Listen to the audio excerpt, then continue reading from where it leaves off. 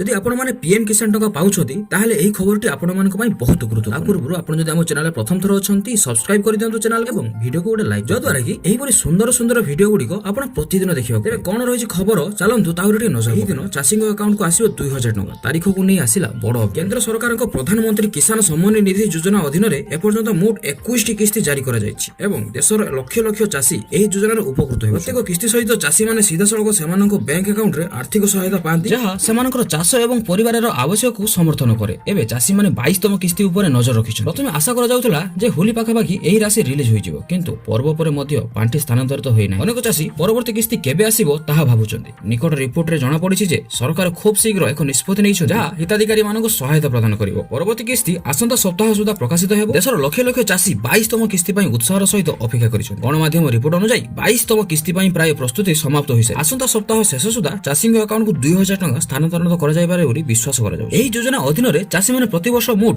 6000 ଟଙ୍କା ସହାୟତା ପାଆନ୍ତି। ଏହି ରାଶି ଏକାଥରକ ବଣ୍ଟନ କରାଯାଏ ନାହିଁ, ବରଂ 3ଟି ପୃଥକ କିସ୍ତି ପ୍ରତି ମାସରେ 2000 ସିଧାସଳଖ ସେମାନଙ୍କ ଆକାଉଣ୍ଟକୁ ସ୍ଥାନାନ୍ତର କରାଯାଏ। କୌଣସି ଅନିୟମିତତା ନ ହେବା ସୁନିଶ୍ଚିତ କରି ଟଙ୍କା ପ୍ରତ୍ୟକ୍ଷ ଲାଭ ହସ୍ତାନ୍ତର ବ୍ୟବସ୍ଥା ମାଧ୍ୟମରେ ସ୍ଥାନାନ୍ତରିତ କରାଯାଏ। ପ୍ରଧାନମନ୍ତ୍ରୀ ମୋଦି ଘୋଷଣା କରିପାରନ୍ତି। ପ୍ରଧାନମନ୍ତ୍ରୀ ନରେନ୍ଦ୍ର ମୋଦି 13 ମାର୍ଚ୍ଚ ଆସାମର କେନ୍ଦ୍ରାଝାର ଗସ୍ତ କରିବେ। ଏହି ଗସ୍ତ ସମୟରେ ବିକାଶ ପ୍ରକଳ୍ପ ସହିତ ଜଡ଼ିତ ଅନେକ କାର୍ଯ୍ୟକ୍ରମ ଅନୁଷ୍ଠିତ ହେବାର ଆଶା କରାଯାଉଛି। ଏହି କାର୍ଯ୍ୟକ୍ରମରେ ପ୍ରଧାନମନ୍ତ୍ରୀ କିଷାନ ଯୋଜନାର ନୂତନ କିସ୍ତି ଘୋଷଣା ମଧ୍ୟ କରିପାରନ୍ତି ବୋଲି ଅନୁମାନ କରାଯାଉଛି। ଯଦି ସରକାର ଏପର୍ଯ୍ୟନ୍ତ ଏହି ବିଷୟରେ କୌଣସି ସରକାରୀ ସୂଚନା ପ୍ରକାଶ କରିନାହାନ୍ତି, ଚାଷୀମାନେ ଆଶାବାଦୀ ଯେ ଖୁବ୍ ଶୀଘ୍ର ସେମାନଙ୍କର ଆକାଉଣ୍ଟକୁ ପାଣ୍ଠି ସ୍ଥାନାନ୍ତରିତ କରାଯିବ। ଚାଷୀମାନେ କଣ ଏହିପରି ସେମାନଙ୍କର ସ୍ଥିତି ଯାଞ୍ଚ କରିପାରିବେ? ସମସ୍ତ ଚାଷୀ ସେମାନଙ୍କର ପରବର୍ତ୍ତୀ କିସ୍ତି ପାଇବା ପୂର୍ବରୁ ସେମାନଙ୍କର ସ୍ଥିତି ଯାଞ୍ଚ କରିବା ଉଚିତ। ଏହା ଘରୁ ଅନଲାଇନରେ କରାଯାଇପାରିବ।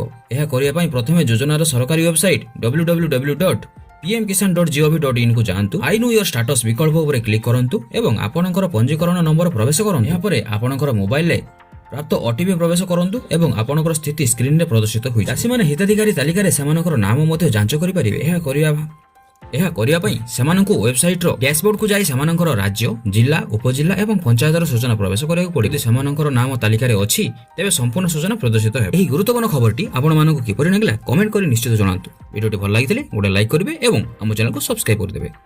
ବିଦାୟ ଦିଅନ୍ତୁ, ଦେଖା ହେବ ଅନ୍ୟ ଏକ ସୁନ୍ଦର ଭିଡ଼ିଓ ସହିତ। ଜୟ ଜଗନ୍ନାଥ।